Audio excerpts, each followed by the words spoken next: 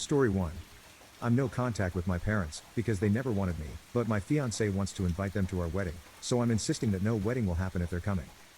My father left our family and went no contact when I, 35 meters, was 4 years old. My mother remarried and had 2 children with my stepfather. My stepfather never treated me poorly, but he always made it clear that he wasn't my dad. My mother never tried to fix our relationship and, honestly, loved her new family. She always seemed to see me as a burden. At least, that's what I believed until it was confirmed after my freshman year of college when my mother asked me not to come home anymore. I blocked her after that phone call and have had no contact with her or my stepfather, and half-brother, since then. I still speak to my half-sister, 25 feet, at her insistence, but that's my only connection to them. It took me a long time to come to terms with being essentially kicked out of my family. I became quite independent and thought I'd live alone until I met my fiancée, Elena, 28 feet, 4 years ago. We've had a great relationship, and her family welcomed me with open arms. She comes from a pretty typical suburban family, and they're wonderful. Over the years, I've shared my issues with my family with her, and she's met my sister.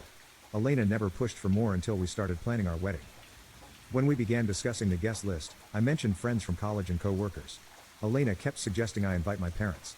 At first, I thought she was just trying to gauge my feelings on the matter. I told her I wouldn't be inviting my parents, and she seemed to accept that. But then she brought it up again the next day. I calmly explained how much they had hurt me, how growing up feeling unwanted and having it confirmed at 19 severely impacted my mental health. I explained that over the years, I've realized it's their issue to resolve, not mine. If they ever want to fix things, they can initiate contact. I'm in touch with my sister, and it's clear they're content pretending I don't exist. It's painful, but it's their problem, and I can't be the one to solve it. I thought that settled it, but she brought it up 2 more times. The last instance was last night when we were about to start on the save the dates. She said, "Are you sure you don't want to invite your parents? I feel like I might just invite them on my side." I snapped. I told her we should probably throw the invitations away because if she couldn't respect what I've been through, I didn't want to marry her. I then went to our bedroom to fume. She tried to talk to me, but I walked out, grabbed my keys, and left. I came back around 11 p.m. after spending time with friends and slept on the couch. She left for work without a word this morning, and I don't know where we stand. Her behavior was unacceptable, but I'm questioning if I went too far. What do you all think? Did I go too far? Update 1. I'm overwhelmed by the thoughtful responses. Thank you to everyone who took the time to reply. Here's an update. My fiancée usually gets home around 5:30 p.m., so after work, I work from home. I waited for her. I got worried when it was 6 p.m., and she still wasn't home, but around 6:15 p.m., she showed up with my sister, which was a big surprise. While my sister and I connect every Thursday, we live 45 minutes apart, so her showing up was unusual. They both looked anxious, and I was confused. I asked what was going on, and my sister burst into tears, apologizing profusely. After 5 minutes of sobbing, she started talking about the family. Apparently, when she told my mother and Nathan that I got engaged, it caused a rift between them. Not because they cared about me, but because my half-brother, 27 meters, is still living at home, single, and without a steady job. If you're thinking, wow, they kicked you out at 19 but let him stay past the age of renting a car, don't worry, I said that out loud. My mother apparently wants to do the same to my half-brother, but Nathan won't allow it. So, they are currently separated, with my mother living with family and refusing to return until my half-brother is out of the house. For some reason beyond logic, my sister thinks that inviting my family to my wedding will bring them back together since my engagement supposedly caused the rift. At this point, I lost it. I told her my engagement had nothing to do with it, that their terrible parenting and poor relationship skills were the cause, and she shouldn't put that on me. She cried even harder, but this time, I didn't console her. My fiancé sat there quietly while my sister tried to compose herself. Then I questioned my fiancé. She teared up as well and admitted my sister had told her that I always bring up the family during our Thursday calls and that deep down, I wanted to repair the relationship. I asked how she could believe that when I've been very clear that I'm no contact with my family and never expressed a desire to reconnect. I told her I share everything with her and would never hold back something like this. She's always been my sounding board. When I switched jobs last year, we discussed it every night, and her advice mattered more than anyone else's. She apologized and then showed me her phone, specifically, the messages between her and my sister. At this point, my sister pleaded with her not to show me, but my fiancé insisted, saying she was trying to save our relationship.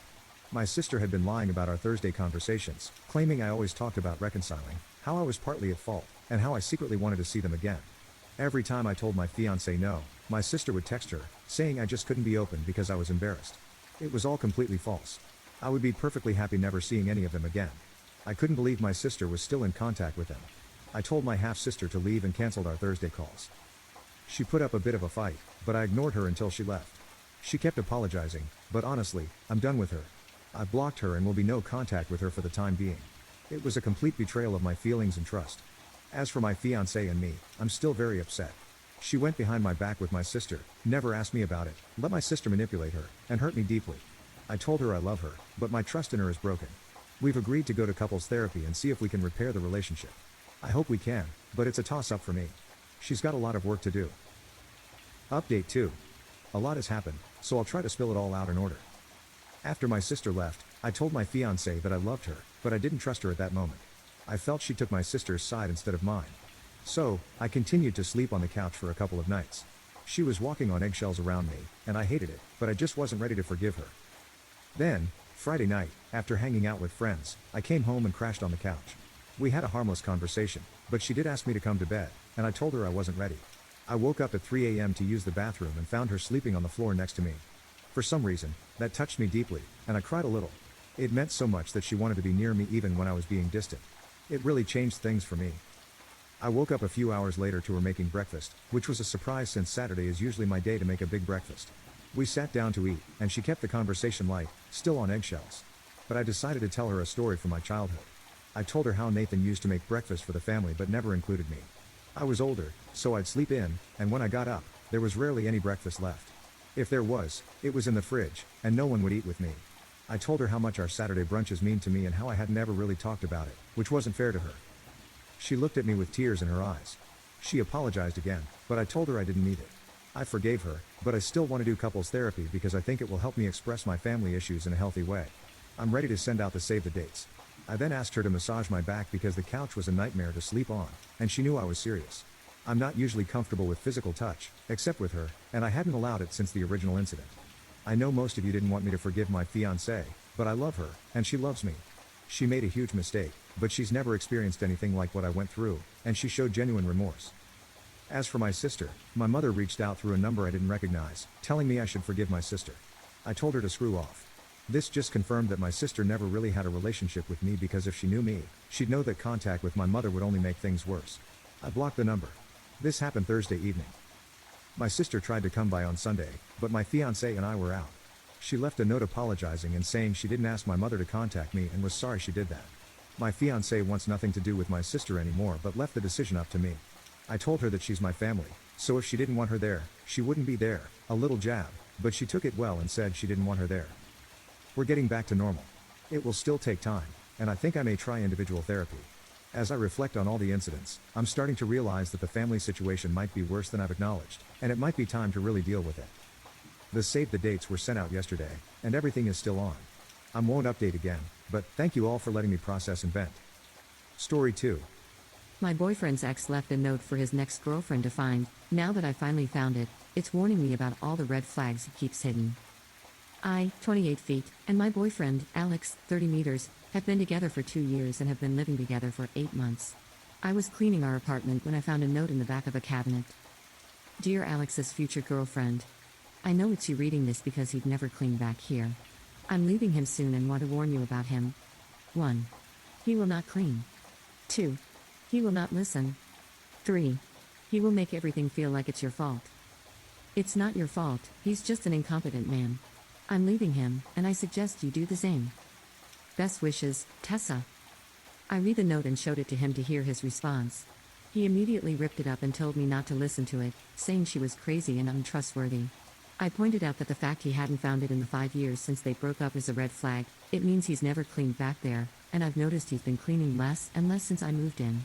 He said it wasn't a problem before the note, and that this was just his ex continuing to manipulate and ruin his life, and that I was letting it work. We continued to argue along these lines, and I eventually left to spend the night at a friend's place. Alex has been a great boyfriend overall. He gets along with my family, gives me gifts and flowers, and always tells me how much he loves me.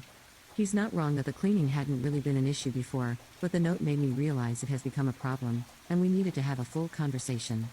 He texted me afterward, apologizing that I felt like I had to leave, but said it was an asshole move to take a note over our 2-year relationship and leave him and our pets alone. I don't know what to do or what to believe right now. I'm contemplating trying to find and reach out to Tessa. Her real name is pretty unique, so I think I could find her. Alex thinks I should come back home and let it go, saying his past shouldn't affect our future. I feel like I could be the asshole because everything Alex has said about Tessa makes her sound manipulative and petty throughout their relationship, but I don't know what to trust. Should I reach out to her? Edit. I realized I didn't clarify enough about the points, especially the cleaning, so I'll add it here. When we moved in together 8 months ago, the cleaning was 50-50. Since then, he's been doing less and less, and now I'd say it's about 70-30, maybe 60-40 if he listens to me right away. It depends on the week. I have to remind him to do things like bring his plates to the sink or take out the trash, which I didn't have to do before. The dishes pile up unless I do them, to the point where leftover food has molded on the plates. I'm not a confrontational person, so I was just asking him to fix it when it came up. The note made me reflect on this more and try to have a full conversation, but I didn't feel listened to when I talked to him about it. I tried to use the note to start a conversation about cleaning, but he got so stuck on the fact that I was listening to his ex instead of him that he wouldn't listen to what I think are valid concerns. He thinks I'm letting the note create confirmation bias, so no matter what he says, I'll think he's in the wrong. Also, I didn't leave him permanently. This all happened yesterday, and I only spent one night at a friend's because I didn't feel like our conversation was going anywhere last night, and he wouldn't let me sleep until I let it go. I'm going back today and wanted to get advice and feedback before I do. Edit 2. I appreciate all the comments with advice. I'm heading back to our place now. My plan is to first apologize for immediately bringing him the note without considering his feelings and acknowledge that it's difficult to have an ex's message found. That being said, you're all right that I've been letting the cleaning issue slide. I don't want to be in a relationship where I have to repeatedly ask him to clean. It was pointed out to me that he should have cleaned the shelves during his move from his ex's place, and the fact that it hasn't been touched in 5 years is forcing me to take the note seriously. I don't want to throw away 2 years, so I am going to ask him to come up with clear cleaning expectations with me and designate chores. I will make it clear that cleaning is absolutely a deal breaker for me. It's his decision on how he wants to respond. I'll try to update you all. Again, thank you so much for the advice. Update 1. I followed your advice from the last post and tried to have a calm discussion with Alex. When I apologized for confronting him with a note, he took it as an admission of guilt and refused to listen to anything else. I had come up with a list of specific instances of not cleaning, as many of you suggested, and he said I was using lists just like his manipulative ex did. So yeah, the crazy ex thing you all said was a red flag turned out to be true.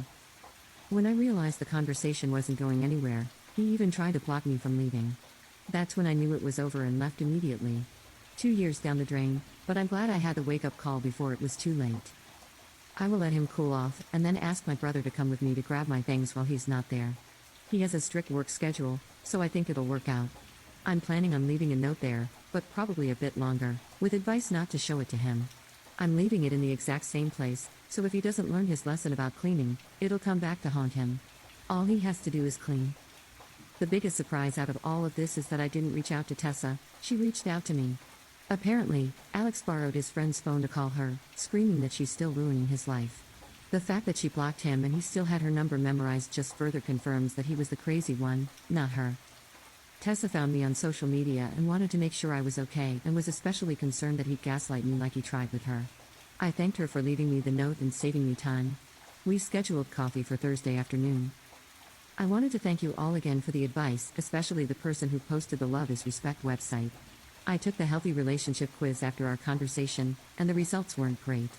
You all called out how he was slowly leading me into an unhealthy relationship so well. For now, my friend said I can stay with them until I find a new place.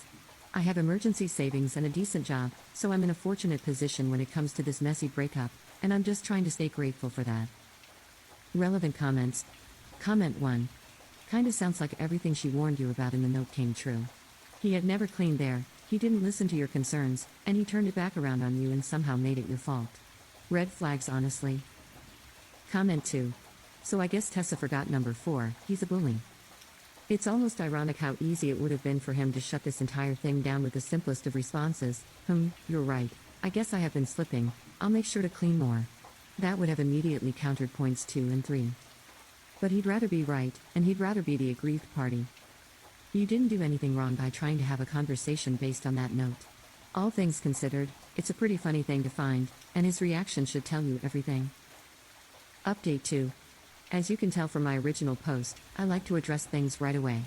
While bringing him the note immediately was a mistake, what I did this morning was not, as it allowed me to save my pets. First, I want to respond to the comments suggesting I ended a 2-year relationship over a note and chores. No, I ended a 2-year relationship because when I tried to come up with solutions to an unequal situation, his response was to yell and try to convince me there was no problem except me. The final straw was when he physically blocked me from leaving the house after he screamed at me. That is not okay, and no one should stay with a man who responds to conflict like that. Now for the actual update.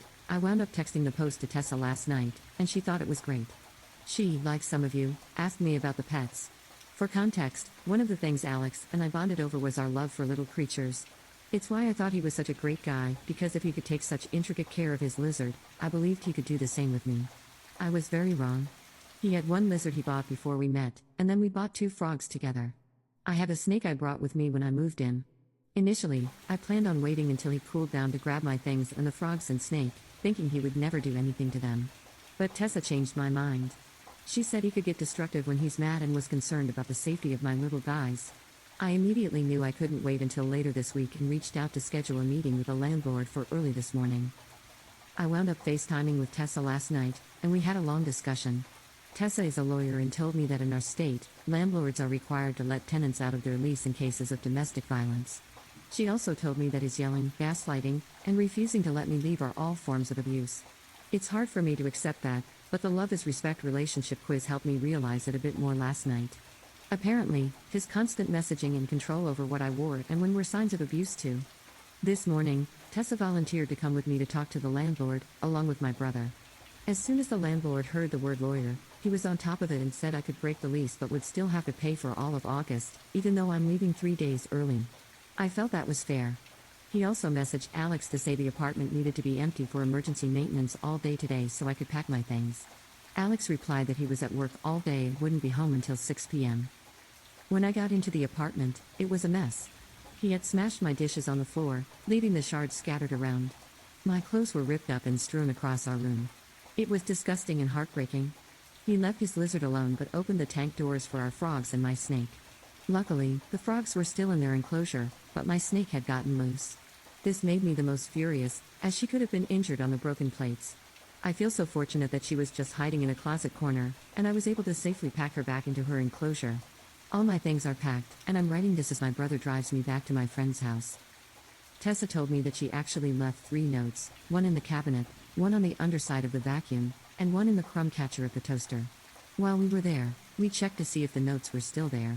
The one on the vacuum was, but it looks like Alex did clean out the crumb catcher at least once in the past 5 years. He never mentioned finding a note in our conversations, so it caught me by surprise. Tessa and I left the vacuum note as is and replaced the one in the cabinet. I wasn't comfortable leaving my name on a new note, so I added a handout on healthy versus unhealthy relationships and a QR code to the quiz that woke me up. Tessa said if he didn't find the notes in those 5 years, especially after the move, he probably won't find them again. I'm inclined to agree, especially given that he found one but then didn't even clean the rest of the house to see if there were more. Alex doesn't make sense to me, and seeing the state of the apartment really woke me up to the fact that I have no idea who he is. The Alex I knew would never put animals in danger, but I don't think I really ever knew Alex. To the people saying it's pathetic that I broke up my relationship because of chores, I encourage you to reflect on the subtle ways that abuse starts. This woke me up to it and gave me the resources to get out safely before it got any worse. I also made an appointment with a therapist. I'm very lucky that my job has good insurance, so I should be able to work through this relationship and focus on boundaries and my people-pleasing habits so I never find myself in this situation again. To those wishing that Tessa and I would get together, we had a good laugh about it. Tessa is engaged to a wonderful man who cleans, listens, and reflects. She said there's a phenomenon that when people break up with their awful ex, their soulmate can quickly follow. I'm hoping that's true. Regardless, I do think I gained a good friend out of this, especially since Tessa is a snake mom too. This is my final update. I hope if you learn anything from my experience, it's that harm doesn't start right away. First, there's love bombing, gifts, and pretty words. Then slowly, they test how much you'll put up with. You should never have to put up with anything, especially moldy freaking plates. Story 3. My spoiled kids don't deserve to inherit anything when I leave this earth, so I'm taking them out of my will and leaving everything to my stepson. I, 60 meters, have been married for 2 years to my wife, Lisa, 58 feet, with whom I am raising her son, Alex, 16 meters. Words can't describe how much I love that kid. I treat him fully as my own. He's such a nice boy, and I'm proud to say we get along very well. I also have 2 children from a previous marriage, my son, David, 30 meters, and daughter, Emily, 27 feet, with my now ex-wife, Maria, 60 feet. Long story short, I've cut David and Emily out of my will. They are to inherit nothing. I run a successful business and own a few valuable properties. I had always intended to pass these on to my children. David would inherit the business, and the properties would be split between him and Emily. It feels a bit morbid, as there's nothing wrong with me health-wise, but I've always been open with them about these plans. To be honest, they both had a spoiled upbringing, which gave them a significant head start in life, quite the opposite of how I grew up. If we wind the clock back about 5 years, I was still married to Maria. We had been married for 35 years. Like any other marriage, we had our ups and downs, but there was never any infidelity or anything like that. Well, long story short, I came home one day to find her in bed with another man. Of all the ways to discover your spouse is cheating, that was the last thing I expected. Not just because it was disrespectful, but because it was so unbelievably stupid.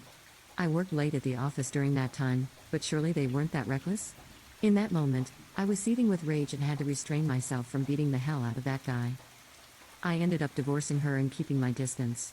I needed a lot of therapy and support to get through it. My relationship with my kids was still great, or so I thought. It was only recently, during a drink with Emily, that she suddenly became quiet and unlike her usual self. I asked her what was wrong, and she said she was scared to tell me. I calmly reassured her that everything would be okay. She then spilled her guts, revealing that she and David knew about their mother's affair, but Maria had begged them not to tell me. David agreed with his mother and convinced Emily that keeping it secret was for the best. So, they knew about their mother's affair but were afraid to tell me? I couldn't believe what I was hearing. I asked Emily if she and David weren't angry at what their mother had done, and she admitted they were, but they couldn't cope with it, and felt it wasn't their place to get involved. By not telling me, though, they had involved themselves. I later confronted David about this. He hit me with the "it was to protect you" shtick. At that point, I felt very empty and cold inside. He began apologizing, but by then, I'd had enough. I've come to terms with the fact that my kids are fully grown adults now, and this is how they've chosen to be. I'm not going to go completely no contact with them. I can't bring myself to do that, but I don't want much of a relationship with them either. I sat down with both of them and informed them that I cut them out of my will, and that Alex would be inheriting much of what they were going to get. This led to outbursts that I myself didn't even experience when I caught their mother cheating. They accused me of being heartless and cruel, asking how I could love my stepson more than them when he's not even really your kid. I told them, he's more my own than either of you, and left. Alex is very bright, and I'm confident he could one day take over my business. He could pick any of the houses I own to raise his family, and do whatever he wants with the rest of the properties. My ex-wife has been sending me messages calling me heartless, too. I have to admit, I've wondered whether I went too far. What do you guys think? Relevant comments. Comment 1, you're in the wrong. Your children were put in an impossible situation. Tell you and break up their family, or not tell you and get to keep their family. You literally proved to them that they were correct, that they would lose a parent if you found out. You legally can do what you want, but you proved that you don't give a damn about your children and they were expendable to you. Response, my children were fully grown adults at the time, they weren't kids. Comment 2, yeah, let's be serious, the stepkid likes him, but could probably care less about him. He'll probably go to college and forget all about him. Response, hey now, you are way out of line. There are a lot of comments, so I have to take time to read them all, but I have to respond to this one. That kid is like flesh and blood to me. I have more love for him than either of my bio kids right now. And I say that with sincerity. He calls me dad. He takes a real interest in my life and my business too. In fact, more than my bio kids did. I also see a lot of myself in him. My bio kids, on the other hand, spoiled too much, although a lot of that is their mother's fault, but partially mine too. Update. I imagine many of you have been waiting for an update on my situation. The consensus from the commenters was unanimous, I was in the wrong. Now, I imagine many will be pleased to hear that I took the advice on board. But before we get into that, there are a few things I need to address. I saw a lot of comments referring to me as some sort of heartless monster, which couldn't be further from the truth. I also saw comments claiming that my ex-wife married me because I was rich and that I deserved to get cheated on to escape my harm. Reading this really confused and upset me. How did people just invent the idea that my ex-wife was in some sort of loveless, harmful marriage and that she cheated to escape me? Honestly, it seemed like people were trying to justify and defend her cheating. The characterization of her couldn't be further from the truth. The reason I kept referring to my kids as spoiled is because they had a very different upbringing than I did. I'm from a working class background. My parents worked blue-collar jobs. It took me decades to acquire the wealth I have. My ex-wife, on the other hand, came from a privileged background. Over the years, she's mismanaged her finances with reckless spending habits, whereas I've been very tight with mine. It's really odd to me how people desperately wanted to frame her in a particular way. Anyway, I cleared my mind and braced myself to meet with David and Emily. Reading the comments made me realize that I had misplaced anger. Emily had wanted to tell me from the start but was manipulated into staying silent. Her gut reaction was to help me. I was full of so much anger that it was really just to hide the pain I was feeling. But it wasn't her fault. Honestly, I felt ashamed for not considering her feelings. David, on the other hand, has always been a bit meek and closer to his mother. What Maria did to him was truly awful. When I met with my kids, they were very nervous and apologetic about some of the things they had said during their outburst. I also apologized for my behavior. Honestly, at that moment, we all began crying. Reddit, I'm not the kind of guy who cries, but I just couldn't help it. We hugged and embraced. Afterward, I felt drained but in a calm sort of way, as if a weight was beginning to lift. I told them that my plan is now to split my properties equally. So, Alex and my 2 biological kids will each have a property of their own. I will also leave a large sum to be split between my wife, Alex, and my bio kids. They seemed very happy with this and were grateful. I know it's hard these days to get a house, and I feel for all you young people trying to get your own place. However, I did have to reaffirm that my business will go to Alex. This caused some disagreement with David, but I had to be straightforward with him. David has always wanted to take over the business. Instead of working for me, though, he's been working in an adjacent industry. If he had really wanted it, he would have worked for me instead.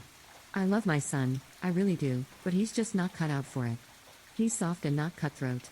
I don't think he has the guts and grit to run my business. Alex, on the other hand, not only has a real interest, but he also has the personality for it. For example, Alex is very loud and confident. He's always talking to people. He does have a bit of an ego and arrogance problem, for sure, but he is so assured of himself. David, on the other hand, is quiet and a bit socially anxious. I can't see him walking into a room and negotiating. I had to tell David in simple terms, you're just not cut out for it. He didn't argue against it. I think he just accepted it. I got a lot of criticism for saying that I have a lot of love for Alex. Now that a lot of my anger has lifted, though it's still there, I'm trying to be mindful of it. I would say I don't love Alex more than my bio kids. I would say I love him equally. I'll probably get flack for this, but what's so wrong with that? Love isn't about biological relation. I love my now wife, and I haven't known her much longer than I've known Alex. I met him quite early into dating my now wife. Alex calls me dad, so I think he really loves me like he would a biological father who raised him. His bio dad was never in the picture. The other thing is, he's just so similar to how I was at his age, a lot more than David, if I may add. To those who said Alex is using me, that's just not him. I know the kid, I see myself in him. He's a good kid, and he respects me. Now, the other major realization I've had is that much of the blame lies with Maria. What she did to our kids was truly awful. I think I misplaced a lot of my anger because it was easier to blame my kids than to revisit my anger towards her. I wanted to believe I had moved on from my anger towards her, but sometimes the best lies are the ones we tell ourselves. The truth is, I hadn't, and now I had to confront this anger again. Emily told me that for a long time, she had considered going no contact with her mother but was too scared to do it. She does rely on her mother for some financial support, so she felt trapped. I told her that I think going no contact would help her, and if she wants to do this, I will unequivocally support her financially. I'll pay for whatever therapy or other expenses she needs. Emily agreed. I expect Maria will try to contact me about this, but she brought it upon herself. David, on the other hand, is going to remain in contact with her, though he's expressed a desire to limit it. That's fine with me. I'm just glad that Emily is going to be free of her mother. My bio kids have only met Lisa a handful of times. I told them I want them to spend more time at our place and more time with Alex. I hope they can treat Alex as they would a biological brother. They said they'd be happy to spend time with him. So, folks, that's all. For the most part, things worked out quite well. I did take everyone's advice on board, but I would caution people to relax before they start calling others monsters and evil. People just assumed I was some evil narcissist who abuses everyone. Nobody really took the time to consider that I was just hurting. But regardless of all that noise, I admit I did a lot wrong. Thanks for the help nonetheless. Story 4. My dad's ex-wife was so hot that I slid into her DMs, caught feelings and now we're together, but my parents want us to break up. When I was around 11 or 12, I stumbled upon some old photos of my dad's first wife, Sylvia, while I was rummaging through the attic. Most of them were pretty ordinary, but a few showed her in underwear. As an awkward preteen, I felt guilty and confused, but those pictures left a mark. Sylvia ended up becoming my first serious crush, though I never talked about it to anyone. I eventually put the photos back, but I couldn't really forget them. Now, I'm 22 and recently moved back home after finishing university. While my dad was cleaning out the attic, I came across those photos again. This time, instead of just feeling awkward, I felt a surge of curiosity. Sylvia had always been a bit of a mystery in our family. My dad didn't talk much about her, and my mom definitely wasn't keen on bringing her up. So, being the curious person I am, I decided to look Sylvia up on Facebook. It felt a bit weird at first, but after thinking it over, I sent her a message. We started chatting, and to my surprise, we clicked instantly. She was warm, funny, and seemed genuinely interested in catching up. We ended up meeting for coffee, and soon enough, we were meeting regularly. One thing led to another, and before I knew it, we were dating. I know it sounds strange, but the connection between us felt natural, even though she's my dad's ex-wife. I really liked her, and she seemed to feel the same way. Eventually, I decided to tell my parents about our relationship. My dad's reaction was hard to read. He looked shocked. My mom just stared at me, like I'd completely lost the plot. Since then, things have been really tense at home. My dad even asked me if I was doing this to get back at him for something, which I thought was pretty unfair. I'm not trying to hurt anyone, I genuinely care about Sylvia. But now I'm starting to worry that I've crossed a line. I didn't mean to make things so uncomfortable for my parents, but I can't change how I feel. Sylvia and I are happy together, and I think she could be someone really special in my life. But I don't want to destroy my relationship with my family over this. My mom wants me to break up with her, but I just don't want to. Does anyone side with me in this situation? Relevant comments. So, you are willing to break the relationship between you and your father for Sylvia? It is never a good idea to date someone's ex, especially since you have no idea why they broke up or their history. You sought out this woman behind your dad's back since you had a crush on her when you were a young, impressionable boy. I'm sure you can find someone else who isn't awkward to bring to family gatherings and doesn't risk spoiling the father-son bond forever. Think about how you'd feel if your dad went after your ex-bro. Update. Hey everyone, I wanted to give you an update on my situation since my last post. A lot has changed over the past week, and I've had some time to reflect on everything that's happened. So, after the initial shock of telling my parents about my relationship with Sylvia, things at home became really tense. I could sense the strain every time I walked into a room, and it was getting harder to be there. My dad and I hardly spoke, and when we did, it was awkward and stilted. My mom wasn't much better, she mostly avoided me altogether. I never wanted to hurt them, but I also knew that I couldn't keep living under the same roof while things were so strained. That's why I decided to move out. It wasn't an easy decision, but I realized that for my own sanity, and to give my parents some space, it was the best thing to do. Sylvia offered me a place to stay, and I've been living with her for a few days now. I have to say, I've never felt more at peace. Sylvia has been nothing but kind and supportive through all of this. I've honestly never felt love like this before. She's always looking out for me, making sure I'm okay, and just being an all-around amazing partner. It's such a relief to be with someone who genuinely cares about me and makes me feel valued. As for my relationship with my parents, it's definitely more strained than ever. My dad seems to think I'm doing this to spite him, which couldn't be further from the truth. I really wish he could see that I'm just trying to follow my heart here. I'm not trying to hurt anyone, I just want to be happy, and Sylvia makes me happy. I haven't given up on the possibility of repairing things with my parents, but I know it's going to take time. Right now, I'm focusing on my relationship with Sylvia and taking things one day at a time. I'm hoping that with a bit of distance, my parents will come around and see that this isn't some sort of vendetta, it's just me being true to myself. I still love them, and I don't want this to be the end of our relationship. I guess I'll just have to wait and see how things unfold. Thanks again for all the comments and advice, even the tough ones. I know not everyone agrees with what I'm doing, but I appreciate the different perspectives. Story 5. I'm making my husband cancel his trip away with the boys, because I need help with our newborn baby, yet he thinks he's the one who deserves a rest. I, 30 feet, gave birth to our first child, Amelia, 2 months ago. Being a first-time mom has been both beautiful and overwhelming. My husband, Ryan, 32 meters, was incredibly supportive during the pregnancy and promised that after Amelia was born, he would be there for me every step of the way, especially during those challenging first few months. Before Amelia was born, Ryan and his friends had been planning a guys-only trip for this summer, a week-long vacation to a cabin in the mountains for hiking, fishing, and bonding. When the trip was being discussed, I reminded Ryan that Amelia would only be a few months old, and we would be deep in the newborn phase. He reassured me that if things got too tough, he would cancel the trip to help me out, and I trusted him. Now that Amelia is here, things have been harder than I anticipated. Between the sleepless nights, breastfeeding struggles, and just trying to adjust to motherhood, I've been feeling overwhelmed. Ryan has been helpful, but I can tell he's excited about this trip, which is coming up next month. Last week, I asked Ryan if he could consider canceling the trip, reminding him of his promise. I told him that I'm struggling and that having him gone for a whole week would be really tough on me. He seemed surprised and a bit hurt that I was asking him to cancel. He said he's been looking forward to this trip for months and that he needs a break, too. He also pointed out that his parents lived nearby and could help if I needed support while he was away. I understand that Ryan needs a break and wants to spend time with his friends, but I can't help feeling like this is a time when I really need him by my side. I tried to explain that while I appreciate his parents' help, it's not the same as having him here. Ryan said that I'm being unfair by asking him to cancel the trip after all the planning that went into it, and that I need to trust him to make sure I'm supported even if he's not physically there. Now, we're at a bit of a standoff. Some of my friends think I should let him go, saying that it's important for him to have some time away, especially after all the stress of becoming a new dad. But others agree that it's too soon for him to take off for a week, and that he should prioritize being home with me and Amelia. This situation has caused a lot of tension between my husband and me, and now I'm questioning whether I'm being unreasonable. So, am I wrong for asking my husband to cancel trip with the boys to help me with our newborn after he promised he would? Relevant comments. Comment 1. You were uncomfortable for 9 months, you went through labor, you are now feeding. What does he need a break from? He was inconsiderate when he planned this trip, and he's being even more unreasonable now that he thinks it's okay to leave for an entire week when you're already overwhelmed. It doesn't seem like you'd want his parents to stay for that week while he's gone. This made me furious. I hope this is his only misstep, but I doubt it.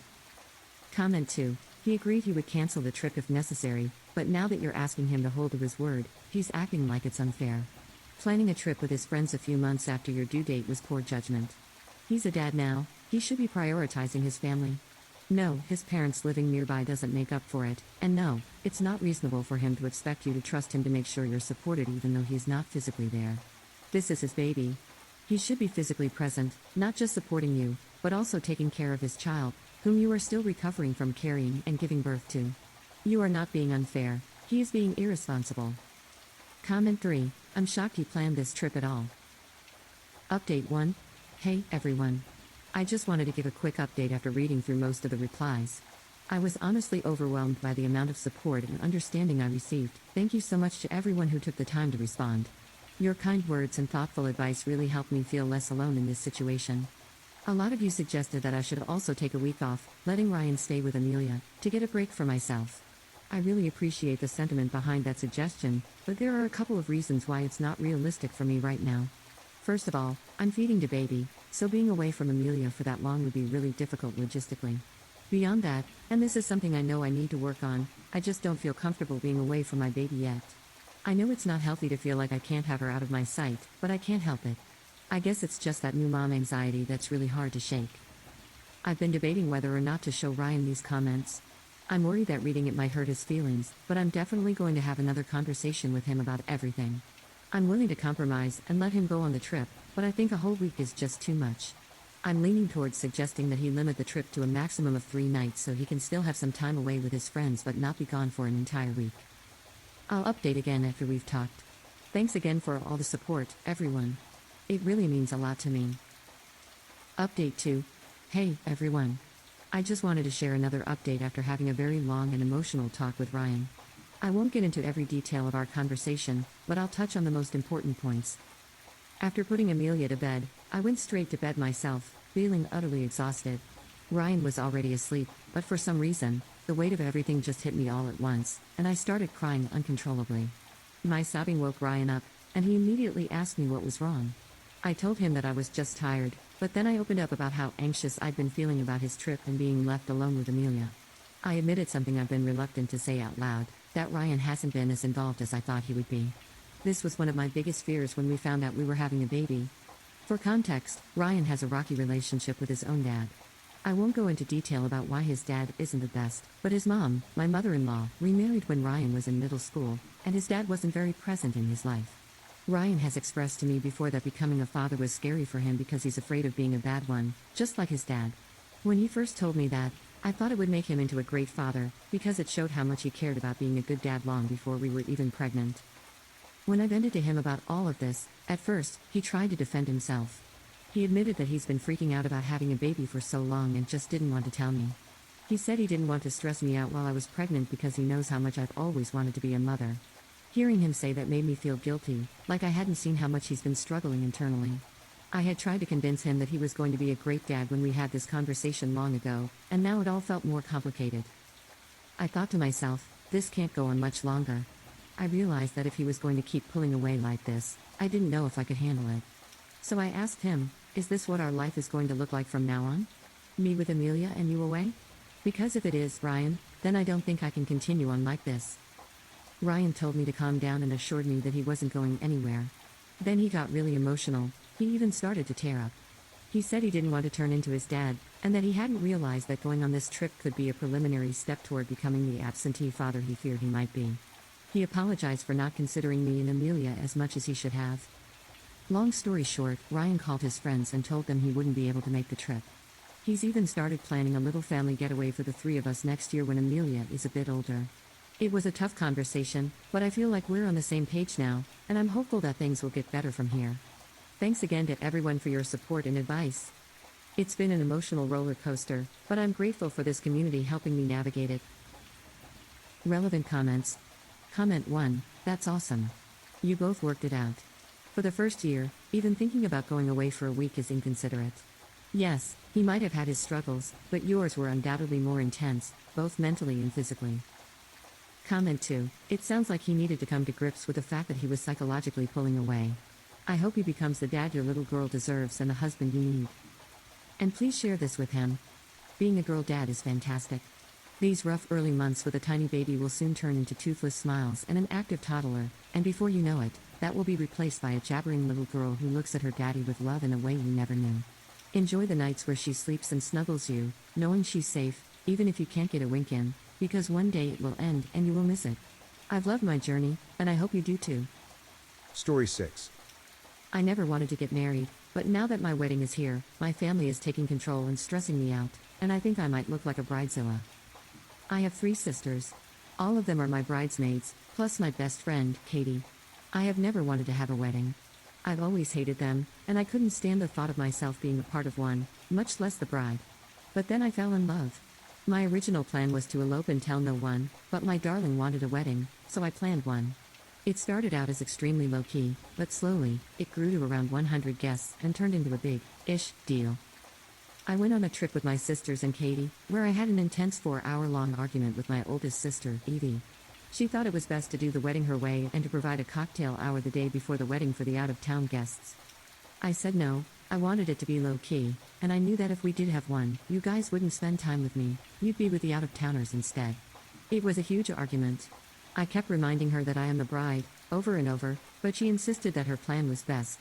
Finally, we went to bed and tried to resolve it the next morning. I told her that our relationship as sisters is important to me and that I love her very much, but also that it's important for her to respect my choices as the bride. She promised she would and apologized. Fast forward to today, during the rehearsal dinner. I found out for the first time that a cocktail hour had, in fact, been scheduled and held at the place where I am spending the night. We had plans to make our own bouquets from wildflowers I had picked that morning and some other flowers that had been ordered while watching a chick flick and maybe doing face masks. But what really happened? I waited for an hour and a half, until 9 p.m., for the cocktail party to be over, and it wasn't. So I approached my sisters and let them know I was making a bouquet. The children from the party followed me, and I ended up hanging out with them and having fun. Katie came as well, and we enjoyed ourselves. My sisters? They came to the room for 20 minutes, slapped their bouquets together, and immediately left.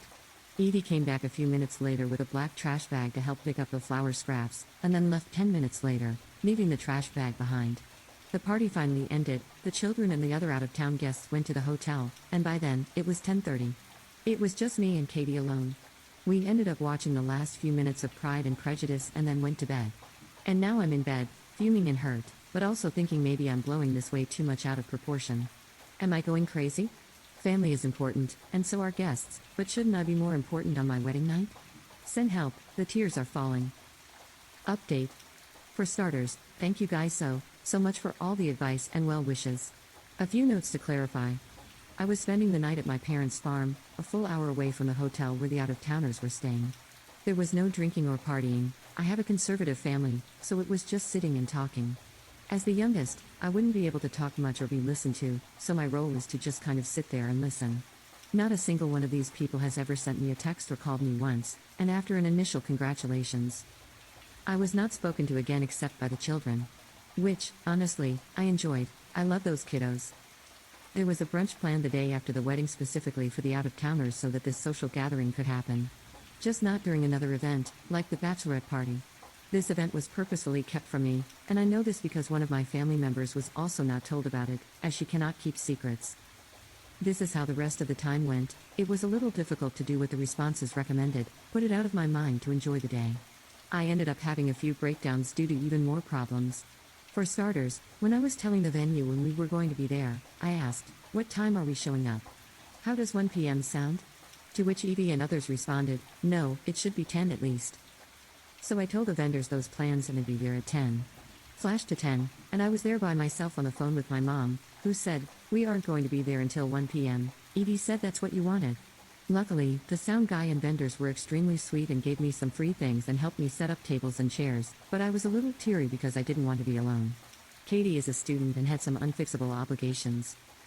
The setup was extremely stressful as I learned that other people had made decisions for me, and the vendors didn't actually know what I wanted.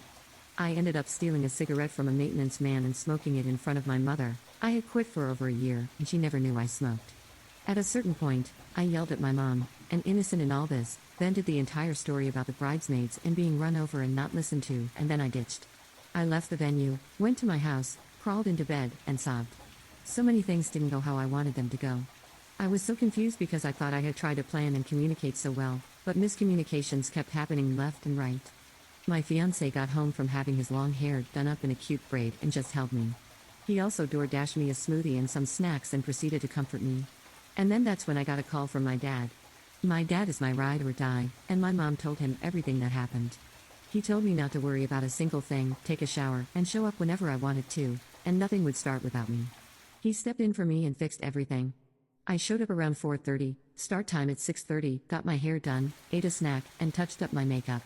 Katie was there and had curbed the rest of the bridesmaids, and my mom was there as well, making sure that I was comfortable and happy. I got into the dress, and it was magic from there. I was able to put the stress aside and just enjoy it. And when I got to the venue, Dad had worked his magic. It was perfect, it was everything I wanted it to be. A beautiful woodland setting for the ceremony, and the reception in the mouth of a huge cave with candles everywhere. Moe's Southwest Grill for dinner, with my favorite strawberry cake. No photographers, only a bunch of disposable cameras for guests. It was perfect. My tears went from stress and sadness to gratitude and happiness when I learned that my dad, brother, and fiancé made a pact and refused to make any changes without my express consent. They even sent more than a few people away with new assholes ripped for them.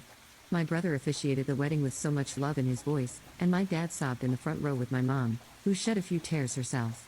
During our father-daughter dance, I let Dad know how much it meant to me, and he reminded me that I was his baby girl, that nothing would change that, and that he would always love me. The day went from me crying about being alone to sobbing from the amount of love surrounding me. I found my mom in the crowd and apologized for swearing at her and smoking a cigarette in front of her. She told me it was all good.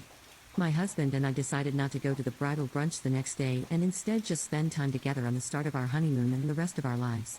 I'm still not sure where to go from here to repair my relationship with Edie and the others, but I'm hoping it'll work out.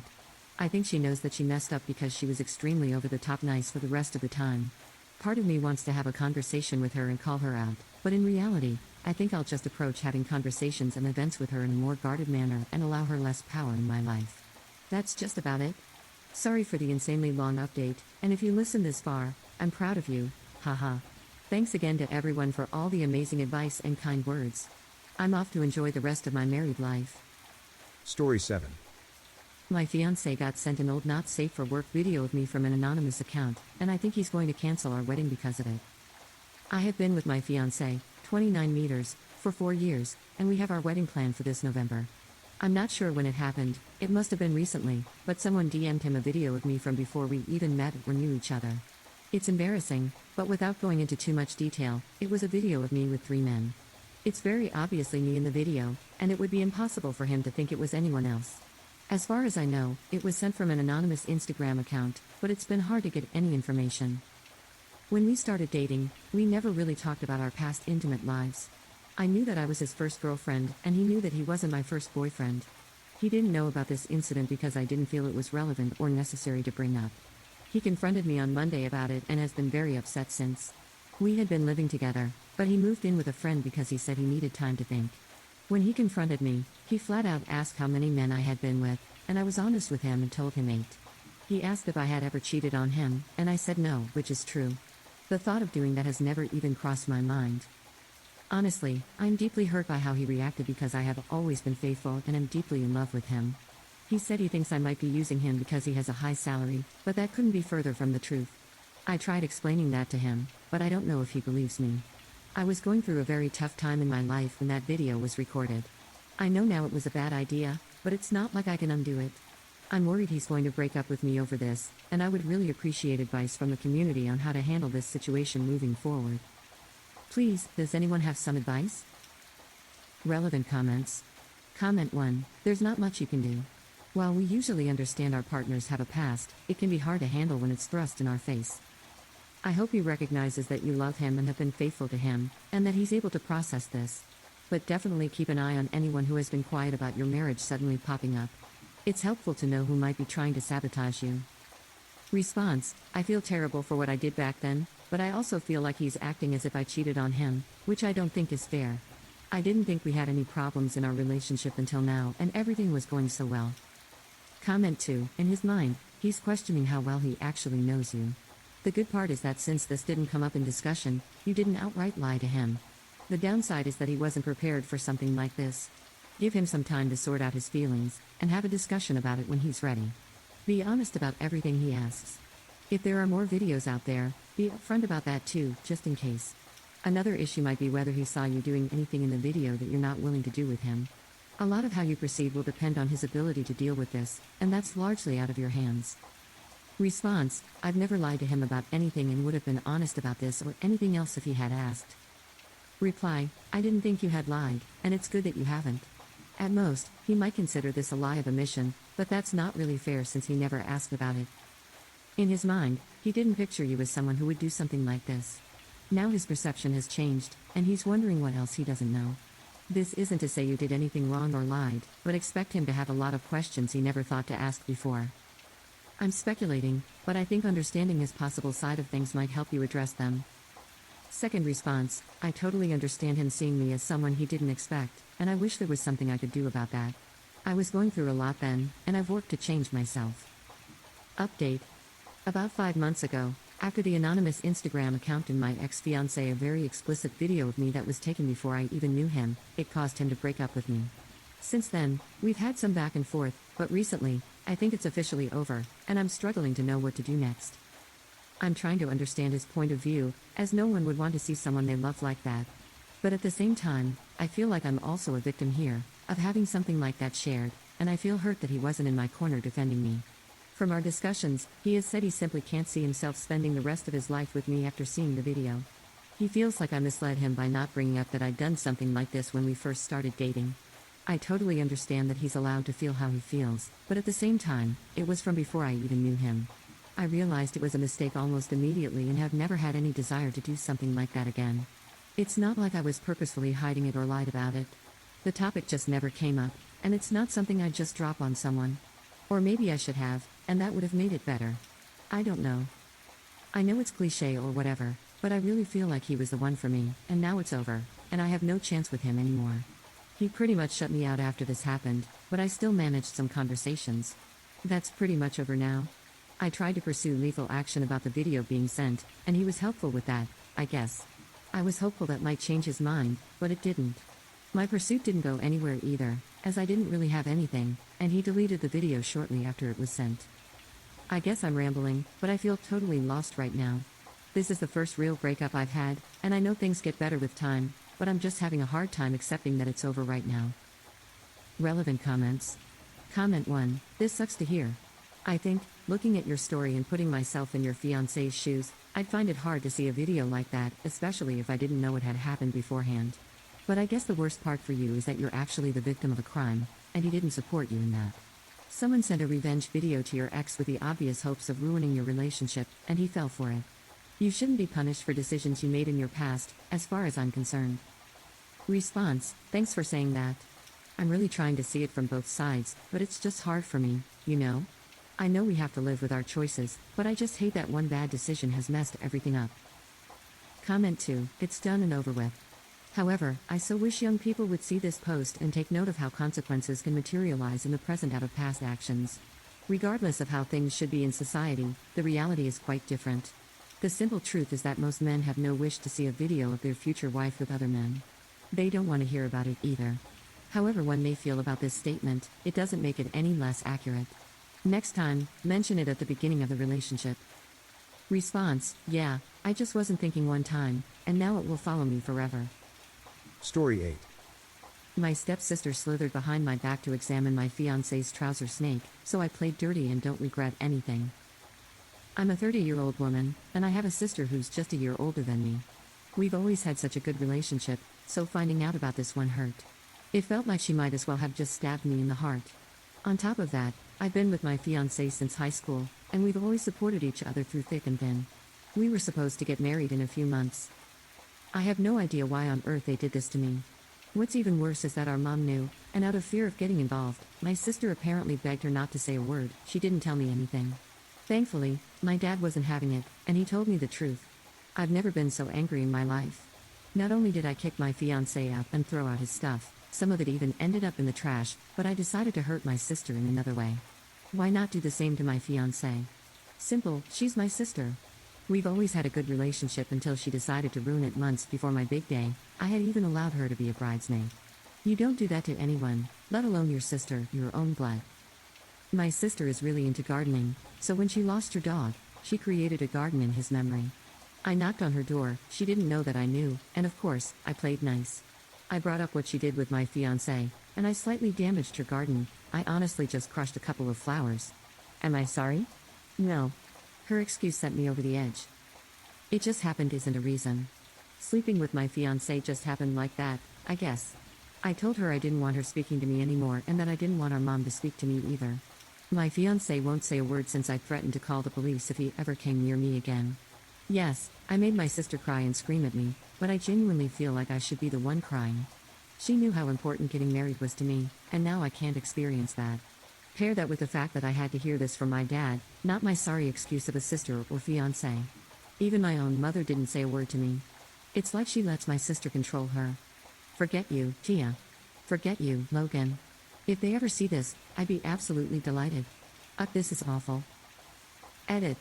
Since many people keep bringing this up, I'm upset that I lost a relationship I've always put 100% into. I was excited to get married, of course, but then this news came out. It really hurt me. I didn't want to believe it at first. I almost thought my dad was joking. But later, it turned out to be true. I swear I have trust issues now. Edit 2. Thanks again for all the suggestions, everyone. It's helping me feel more confident in exposing them. I'm just a bundle of nerves right now because I know things are going to get worse again. When I do, I'll try my best to update you. I mean, it's the least you all deserve, haha. Edit 3. When I say I decided to hurt her, it's because I kind of ruined something meaningful to her. I feel like, for most people, besides here, that would be a bit far. That's just how I feel though. I understand it's not what you guys wanted, lol. Clearly, it worked a bit though since she thought I was so over the top for that. Like I said, I don't feel sorry about hurting her in any way. Update. Hey everyone. Thanks again for the comments and support. I found out quite a bit. To start off, I did expose her and my ex on my story. I unblocked them both to tag them. Shout out to someone in the comments, who wrote down what I should say. I saved it and wrote it, but added some other words of my own. My ex actually blocked me after he saw my story. I also sent my post to my sister. At the time, she didn't see it, but I got a call from my ex's mom. She was furious about everything, but she asked me how I was holding up and if I'd heard the news. My heart sank a little because I honestly couldn't bear to hear any more bad news. I asked her what she was talking about.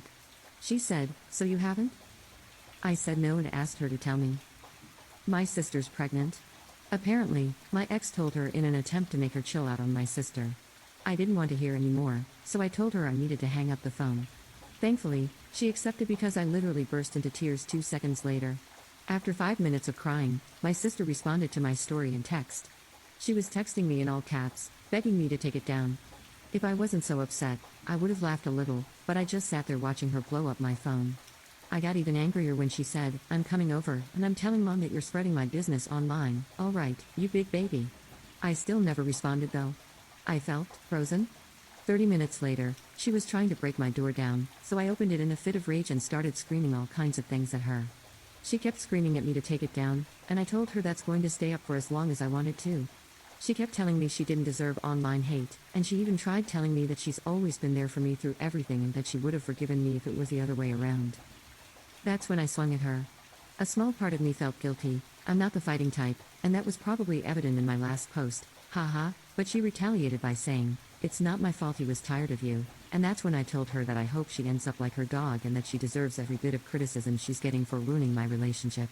I even apologized for not ruining her entire garden in her face at first. I know I'm wrong for saying this, but the entire time, she was playing the victim. She called me evil and told me to go to hell. She kept saying I was punishing her over a mistake. I said, "You have no idea what you've put me through, and I know you would have done the same thing if you were the victim." She kept crying and insulting me because all she's ever done was support me through everything, and I had the nerve to hurt her and allow strangers to bash her on the internet. I told her she deserved it, and I don't want her talking to me ever again. If she comes near me, I'm calling the police. She kept saying I was being extremely unfair and that she had apologized in her text, but I wasn't having it. I told her to tell Mom that I'm not talking to her again either. She asked me if I was really going to cut her off like that, and I just wished her good luck with her unwanted child and told her to go home. That was the last time she walked off my porch. Anyway, I had to clean up my favorite vase because she smashed it, but it doesn't even matter. At least they're out of my life.